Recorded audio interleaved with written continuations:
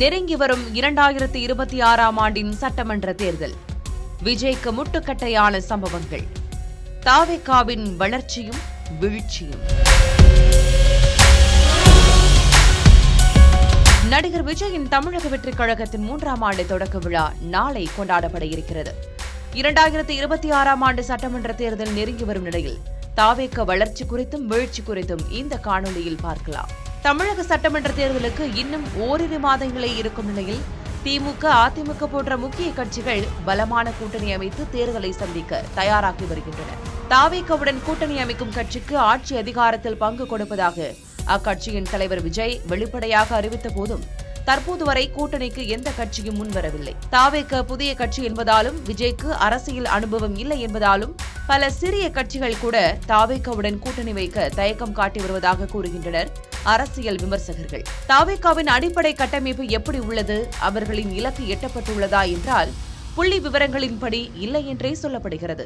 நடிகர் விஜய் கடந்த 2024ஆம் ஆண்டு பிப்ரவரி மாதம் 2ஆம் தேதி தமிழக வெற்றிக் கழகம் என்ற கட்சியை தொடங்கி தேர்தல் ஆணையத்தில் கட்சியின் பெயரை பதிவு செய்தார். இதனைத் தொடர்ந்து தற்போது வரை 1 கோடிக்கும் மேற்பட்டோர் தாவேகாவில் உறுப்பினர்களாக இணைந்துள்ளனர் என அக்கட்சியினர் கூறுகின்றனர். இது ஒருபுறம் இருக்க, கட்சி அமைப்பு ரீதியாக 120 மாவட்டங்களாக பிரிக்கப்பட்டு மாவட்ட செயலாளர்கள் நியமிக்கப்பட்டனர்.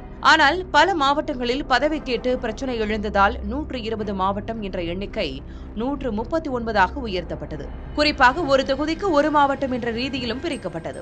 இருப்பினும் இதுவரை 128 மாவட்ட செயலாளர்கள் மட்டுமே நியமிக்கப்பட்டுள்ளனர். மீதமுள்ள 11 மாவட்டங்களுக்கு மாவட்ட செயலாளர்கள் நியமிக்கப்படவில்லை என்று கூறப்படுகிறது. அதிலும் குறிப்பாக சென்னையில் 2 தொகுதிக்கு மாவட்ட செயலாளர்கள் நியமிக்கவில்லை. அதே சமயம் கட்சியின் சார்பில் 28 சார்பு அணிகள் அறிவிக்கப்பட்டன. இதில் தகவல் தொழில்நுட்ப அணி, வழக்கறிஞர் அணி, மருத்துவ அணி உள்ளிட்ட 6 அணிகளுக்கு மட்டும்தான் மாநில அளவில் நிர்வாகிகள் நியமனம் செய்யப்பட்டுள்ளனர். ஆனால் ஒன்றியம், பகுதி, வட்டார அளவில் நிர்வாகிகள் நியமிக்கப்படவில்லை. மீதமுள்ள 21 அணிகளுக்கு, குறிப்பாக இளைஞர் அணி, மகளிர் அணி உள்ளிட்ட அணிகளுக்கு மாநில அளவில் நிர்வாகிகள் நியமிக்கவில்லை என்று கூறப்படுகிறது. தமிழ்நாட்டில் இருக்கும் வாக்குச்சாவடிகளில் ஒவ்வொரு பூத்திற்கும் 20 நபர்கள் நியமிக்க வேண்டும் என்று இலக்கு நிர்ணயிக்கப்பட்டது. ஆனால் தாவேகாவில் சென்னையில் உள்ள ஒவ்வொரு பூத்திற்கும் 6 முதல் 8 வரைதான் பூத் கமிட்டி உறுப்பினர்கள் நியமிக்கப்பட்டுள்ளதாக கூறப்படுகிறது. மாவட்ட செயலாளர்கள் நியமிக்கப்படாத மாவட்டம் மட்டுமின்றி மாவட்ட செயலாளர் உள்ள சில மாவட்டங்களில் கூட பல பூத்களுக்கு உறுப்பினர்கள் சேர்க்கை முடியவில்லை என்ற தகவலும் வட்டமடிக்கின்றன. எஸ்ஐஆர் பணியின் போது வாக்காளர்களை தங்களது கட்சி சார்பில் எஸ்ஐஆர் படிவத்தை பூர்த்தி செய்து கொடுக்க பிரதான கட்சிகள் தீவிரமாக களமிறங்கின.